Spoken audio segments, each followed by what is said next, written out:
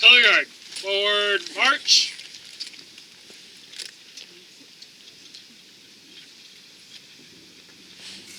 And salute.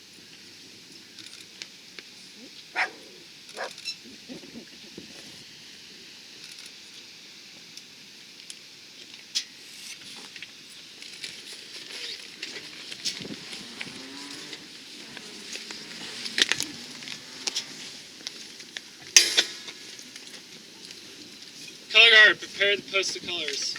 May the audience please join me in the Pledge of Allegiance. I pledge allegiance to the flag of the United States of America and to the republic for which it stands, one nation under God, indivisible, with liberty and justice for all. Color guard, post the colors.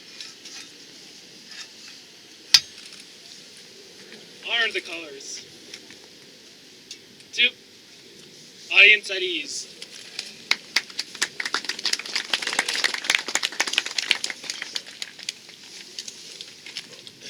This time we'll invite Kelly to come up and give our invocation.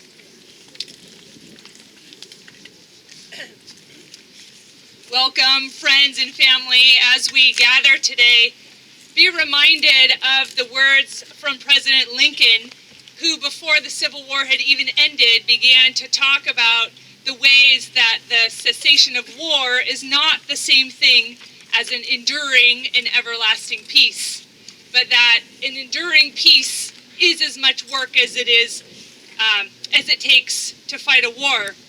And so as we gather in honor of those who have given the ultimate sacrifice, as we honor those for whom many of us feel like our presence here today is a direct result of those sacrifices, let us take a moment of silence to reflect upon that enduring peace, and that we may be a part of that until it reigns throughout our country and throughout the world. Please take a moment with me.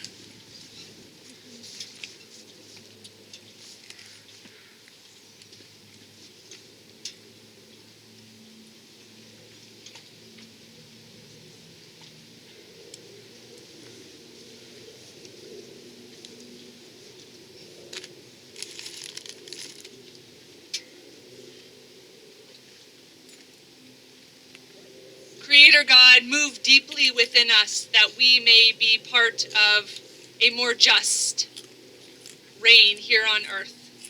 Be with us as we remember those who are lying in rest in their everlasting peace. For many of them, it was much too early. We ask that you would find us faithful as we look forward to the future and live our own lives, faithful to their memories and their sacrifices. Amen.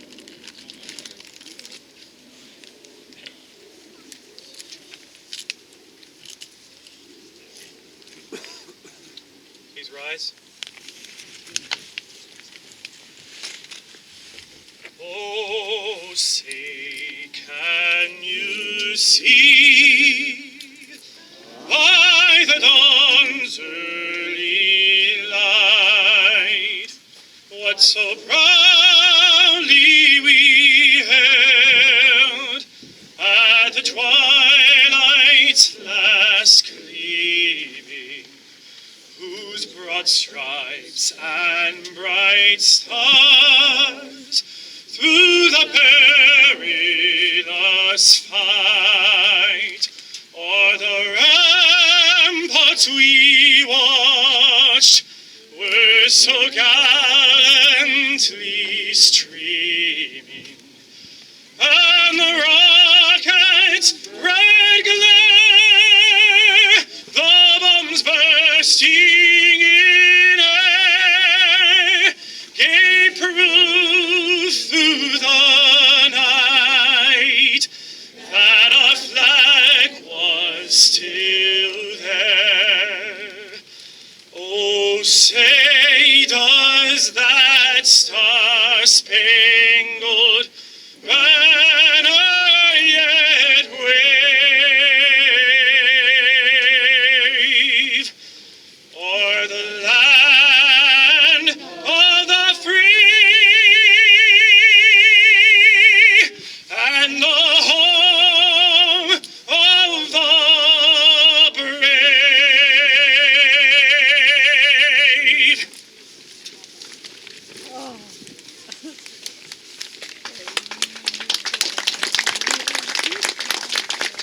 Thank you all. You may be seated. This time I will invite Ray Fairbank, commander of the VFW Post 2713 here in West Seattle, to come and present a few remarks.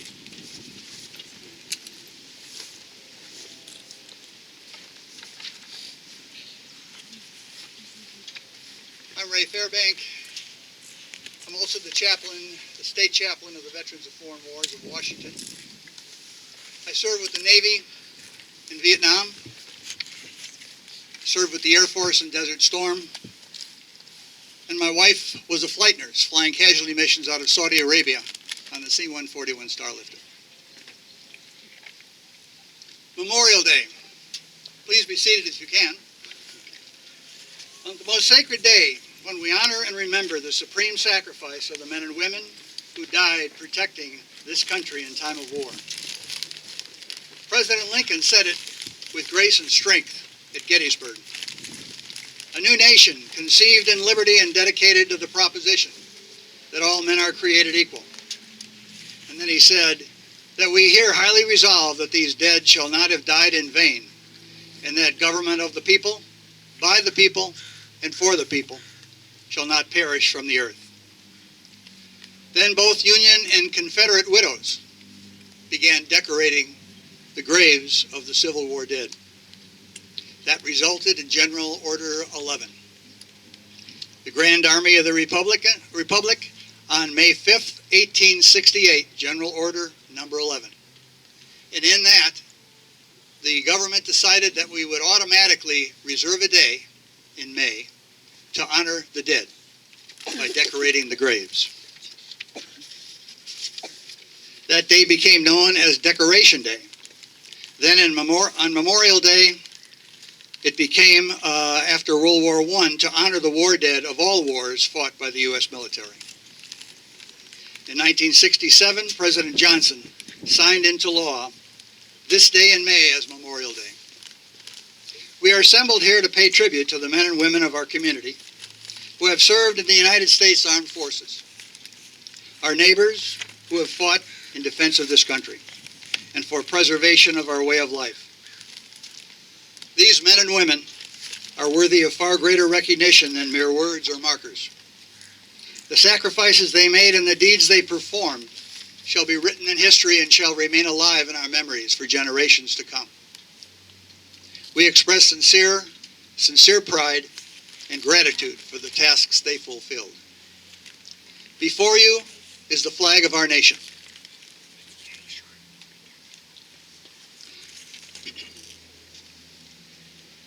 That flag is the symbol of all that is sacred to us. Look at it closely for a moment.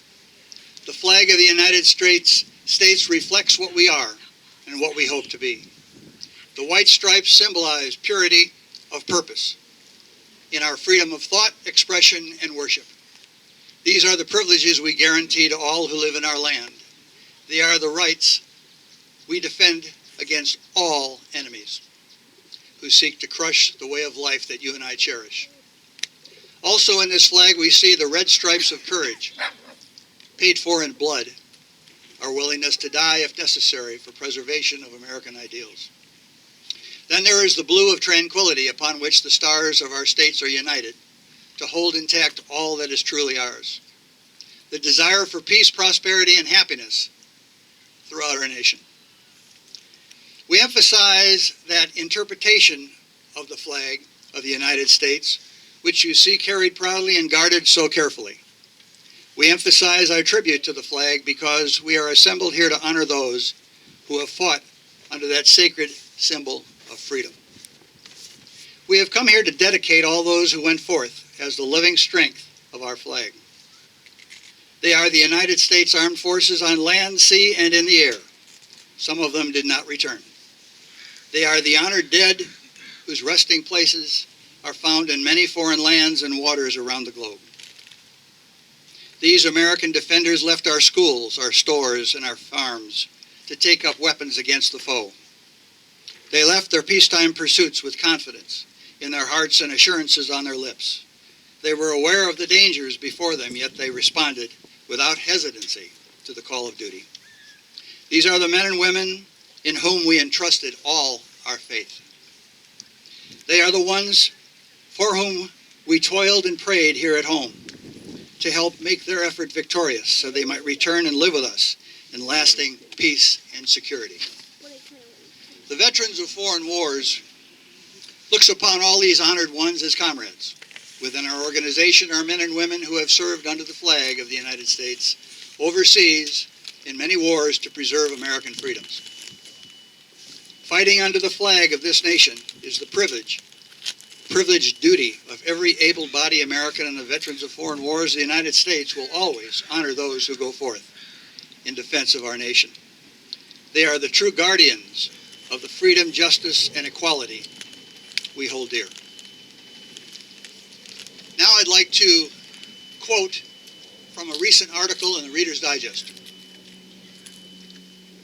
A fallen soldier's final salute. A crowd, solemn and still, gathers at the window and gazes out. Now I am one of those peering in silence.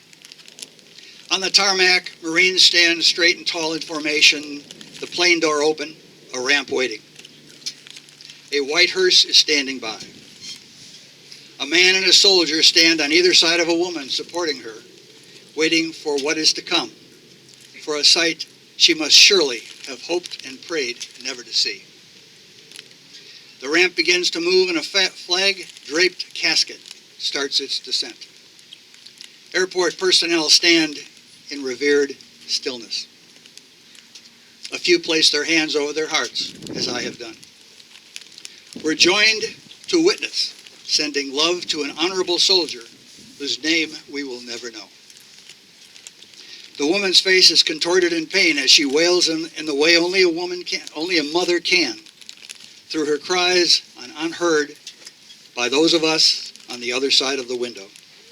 She collapses knowing that she will never again hear "Mom" from her son's lips. She'll never feel his loving arms encircle her shoulders or relish his sweet peck on her cheeks. Another face, that of a square-jawed man, grimaces in pain, weakened by grief. The father holds his head in his hands, a refusal to accept this new reality.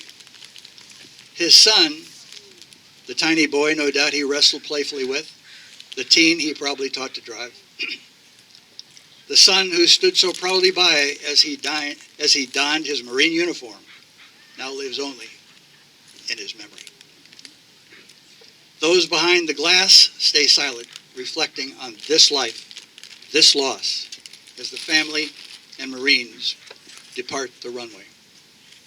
Soon each of us will return to an ordinary life, made extraordinary by this soldier's courage, by his family's sacrifice, and by this love shared by all who look out the window and know.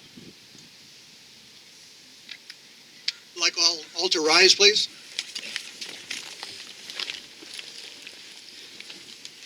I'd like at this time to take another moment of silence,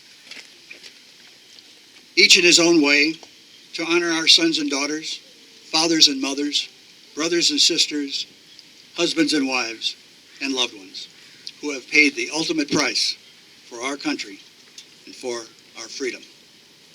All gave some, and some gave all.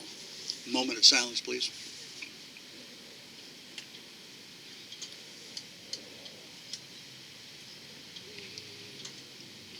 Mighty ruler of the universe, in your hands are the living and the dead. We give you thanks for all these, our comrades, who have laid down their lives in the service of our great country. May they rest in peace, and may light perpetually shine upon them. May the good work of seeking justice for the oppressed and peace for all mankind be rewarded with success, that their sacrifices shall not have been in vain.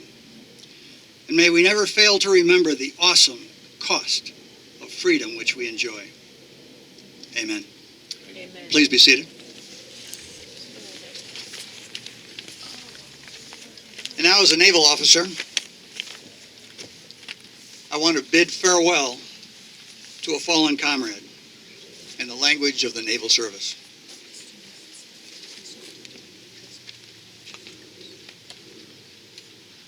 final salute. A final salute from the quarterdeck to honor a soul set free on a journey from life everlasting. Fair winds and a following sea.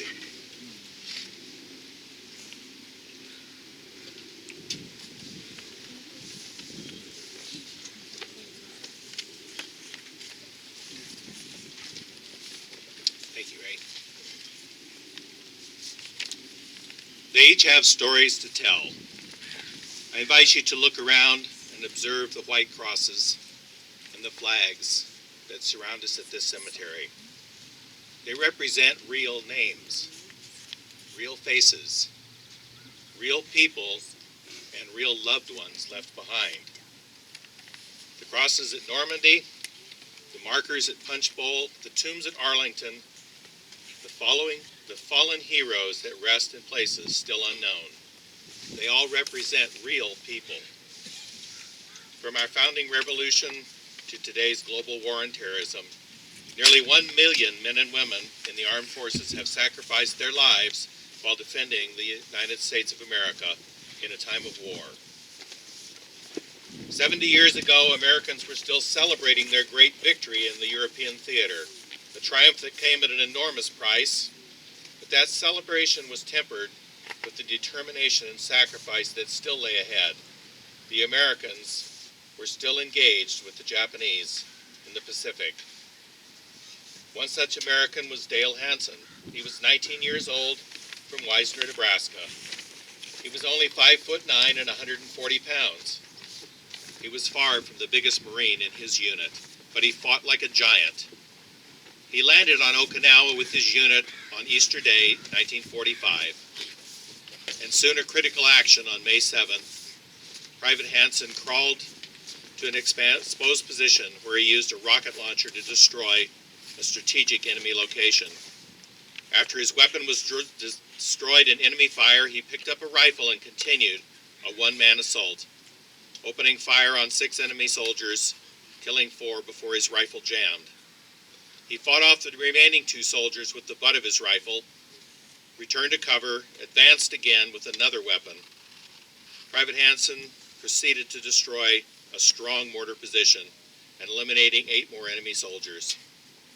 For his action on May 7th, 1945, his parents would later receive his Medal of Honor. Private Hansen, like so many, died too young. The names, the faces, and yes, even the gender of those on the front lines defending our freedom have changed, but their character and their resolve has not. The names of the countries and of the towns have changed, but the dangers have not. Brittany Gordon lived a life of caring and service in her little town around Tampa Bay, where she grew up. She chose to continue serving in a wider scale by joining the Army in 2012. As a 24-year-old Army specialist, Brittany was among a group of people that were delivering furniture to an office in eastern Afghanistan on October 13, 2012. She lost her life when a terrorist detonated his vest. Private Hansen, Specialist Brittany Gordon, they are forever young. The numbers of fallen heroes are not just statistics. They are real people with real families who lived real lives in real communities. We can best honor their sacrifice by remembering them and their families who have been lost. Long after the battlefield guns have silenced and the bombs have stopped exploding, the children of our fallen warriors will still be missing a parent. Spouses will be without their life partners. Parents will continue to grieve for their heroic sons and daughters that died too many, too early. Americans must remember that freedom isn't free. It's only possible because our fallen heroes have paid a high price. A price paid which enables us to have ceremonies and observances all over America like this one. This corporate remembrance began in 1868. It was begun by the Grand Army of the Republic. It was first called Decoration Day a day set aside to go out and decorate the graves. As you can see, we still honor that tradition of decorating. The date of May 30th was chosen specifically. It wasn't random. It was chosen because it was not a date already being used to commemorate some foreign battlefield and some giant battle. It was just for our fallen soldiers. The alternative name of Memorial Day wasn't commonly used until World War II. It wasn't recognized as an official holiday until 1967. This day, Decoration Day, Memorial Day, we set aside time to decorate the graves of the fallen, to gather in this place to say, I remember. I sincerely thank you all for being here today and for being part of this remembrance. We owe it to our heroes that died and the loved ones they left behind to make sure that their sacrifices are remembered. Their service to this nation will always be honored. As the unofficial beginning of summer, let us never lose focus of what Memorial Day means. It's not about beaches, picnics, and auto races. It's a day to remember. But remembering our fallen once a year is just not enough. The widows, widowers, fathers, mothers, brothers, sisters, and children remember every day. And so as I conclude, I would ask you to go a step beyond remembrance. I would ask you to consider what you can do to help those that have come home, but are having difficulty dealing with what they found when they got here. Join us, the American Legion, the Veterans of Foreign Wars, the Disabled Veterans of America, and so many other groups that have formed specifically for the purpose of assisting our veterans and their families. Join us, help us make a difference. We need to be there for them, not just as members of one of the many organizations, but as American citizens. Nobody can replace these fallen heroes, especially in the eyes of their families, but we can offer shoulders to cry on, assistance with educational experience, assistance with their loved ones, and help wherever help is needed. Real names, real faces, real people, real needs. They are still amongst us. May God bless them all. Thank you.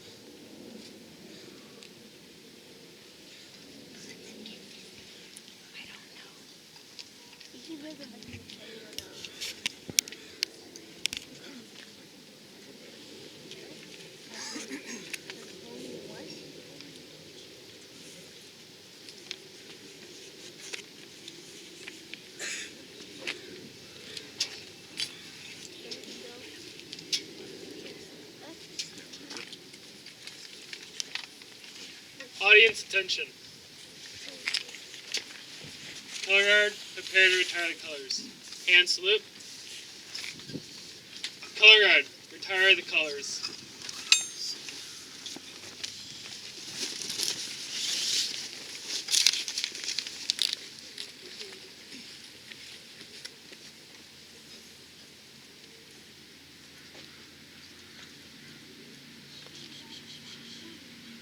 2.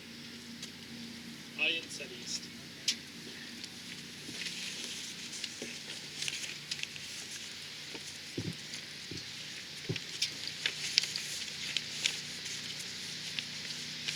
Oh, beautiful for heroes proved in liberating strife, who more than self their country loved, and mercy more than life. America, America, God shed his grace on thee, and crown thy good with brotherhood, from sea to shining sea. God bless America, land that I love. Stand beside her and guide her through the night with the light from above. From the mountains to the prairies, to the oceans white with foam, God bless America, my home, sweet home. God bless America, my home, sweet home.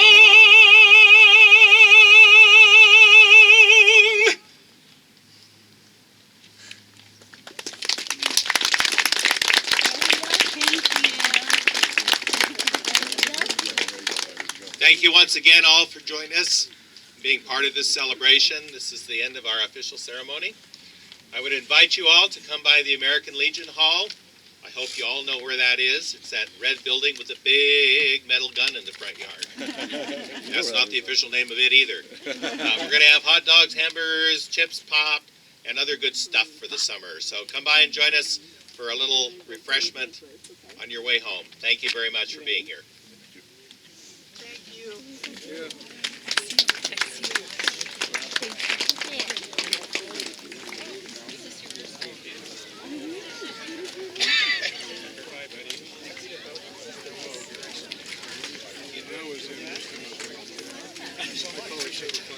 Except for finding how that works. Andrea?